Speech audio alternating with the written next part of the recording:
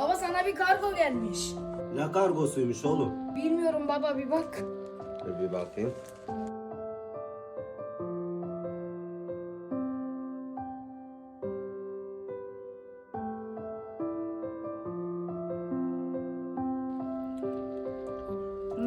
Baba çok beğendim. Çok güzel tadı. Baba çok lezzetliymiş. Baba güzel.